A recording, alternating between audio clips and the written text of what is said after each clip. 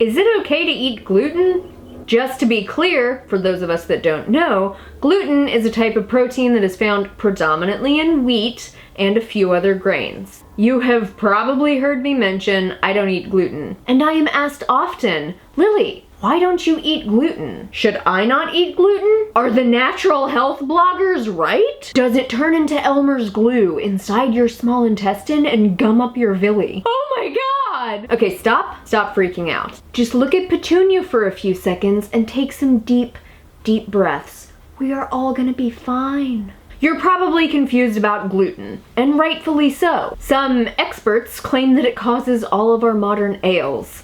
Other experts say that gluten is not a problem for most people and it's all in your screwy head. So who's right? Well, it's not really that simple. The most concerning reason one would need to militantly eliminate gluten is celiac disease, which is an autoimmune disease. What happens with celiac is that the wheat protein, gluten, triggers your own immune system to attack the cells of your intestines. It causes major intestinal damage. Getting the official diagnosis of celiac can be challenging, since not all tests are 100% of the time, and false negatives are really common. But it is extremely important to actually be diagnosed if you suspect that you have celiac, as you can be completely symptom-free while damage to your intestines continues. That said, celiac disease is really rare. Genetic predisposition occurs in about 1% of the population, and even if there's a genetic predisposition to celiac, most of those people still never develop celiac because they avoided a triggering event, like really bad diet, severe food poisoning, antibiotic abuse, etc. But if you are celiac, you must be medically gluten-free, which means no gluten can ever come into contact with you or the food that you eat. It's very hard to do. Bless those among us who are celiac and have to deal with that. Another issue that could make someone need to be medically gluten-free is a wheat allergy. This is obvious, I hope. Hives and anaphylactic shock need to be respected. Most people don't have wheat allergies. Those that have it know it. One other reason a person should stringently avoid gluten is an autoimmune disease. As people who have autoimmune diseases know, your immune system is triggered very, very easily. One of the most common trigger foods is, you guessed it, gluten.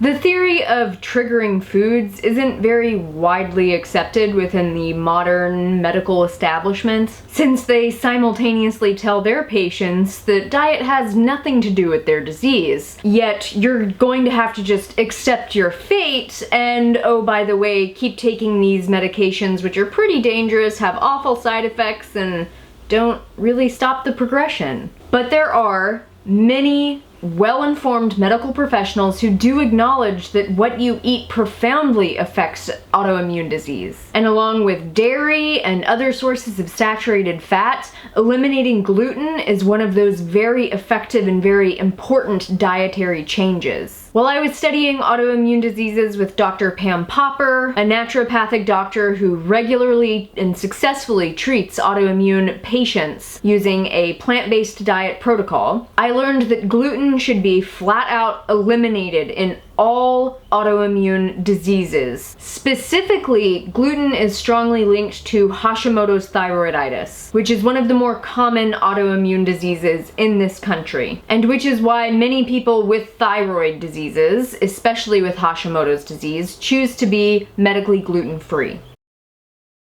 Which brings us to gluten sensitivity. This phrase is thrown around a lot. You can blame bloating, fatigue, weight gain, acne. Your husband won't ever pick up his fucking pants. The list goes on, and it is all gluten's fault. My opinion is that largely the blame gluten gets is unfounded, especially when most of the people complaining about gluten are eating a standard Western diet full of all kinds of processed garbage that includes gluten, meat, dairy, eggs, and refined sugar. But if you've cleaned up your diet and you're still having these kinds of issues, it is totally realistic that gluten could be giving you a stomach ache, or it could be the reason that you get bloated after you eat a sandwich, and it could be causing your acne breakouts, which is exactly why I don't eat gluten. I really, really, really wanted this to not be true, because wheat bread, pasta, pizza,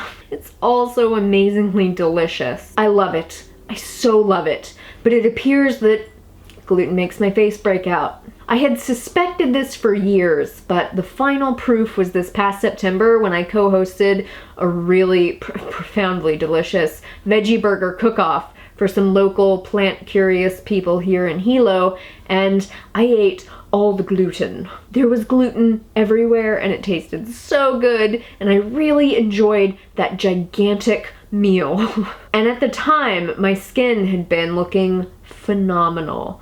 My gluten-free, whole food diet and turmeric supplementation combined with regular exercise and sauna sessions had just cleared my acne up almost completely. Then I ate the gluten. But my stomach didn't hurt right away like it used to, and almost a week later my skin still looked pretty great. And I thought, my lord, have I been blessed with this miracle? Am I able to partake of the gluten? In my excitement, I went to the store and I got Ezekiel bread and I bought focaccia and I ordered a cheese-free pizza, and I frolicked through the aisles of the health food store, ecstatic, feeling liberated once again. Until another week later, my jawline exploded into these awful, painful, deep cystic pimples. It was especially bad over the lymph nodes that were just south of my ears. I immediately got myself back off the gluten, but I swear this breakout lasted 4 months.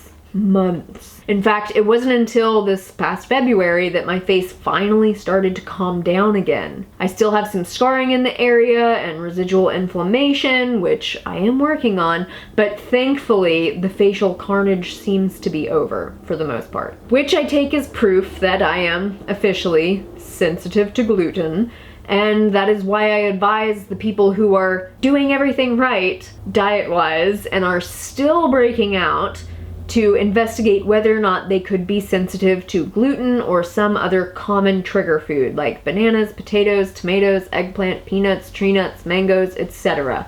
You gotta eliminate that food for several months, then reintroduce a large amount of it back into your diet very quickly and see what happens over the next several weeks. But again, just to continue the theme of clarity, most people do not need to avoid or entirely eliminate gluten from their diets. And no, gluten does not gum up your intestines like glue.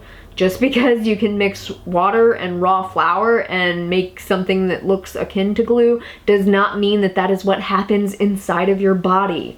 First of all, cooking is chemistry. It changes things. And second, enzymatic digestion people never forget it. Hashtag amylase and protease for life. So don't freak out about gluten. If you suspect gluten may be causing a specific issue for you while you're on a plant-based whole food diet, sure, you can try giving up gluten for a while, see if you experience improvement. You will find gluten in the brow grains. That's barley, rye, oats, and wheat.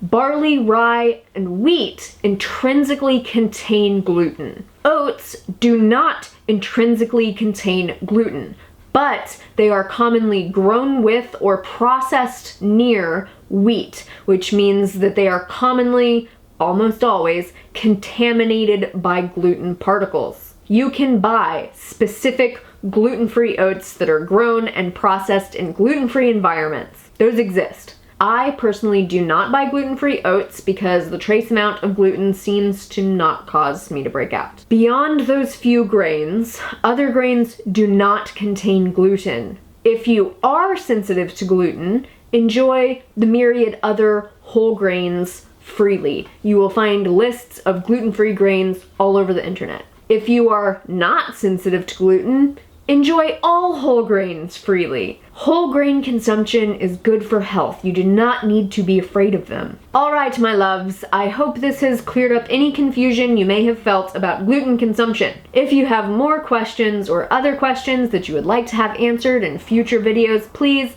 leave those for me in the comment section down below. Also, make sure that you are subscribed, and I would appreciate it if you'd hit that little bell dingy button too, so that you will be notified when I post more informative, inspiring videos. Until next time, make better choices for yourself.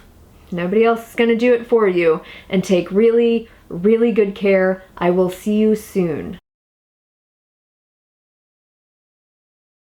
I hope you like my shirt. Levi says it makes me look like a peacock. It's like people always wonder why I always wear gray and stuff, and then they say shit like that, and it's like, that's why, asshole. Oh. Petunia, what did you roll in? How long was it dead? Oh, honey. Oh, you were on our bed.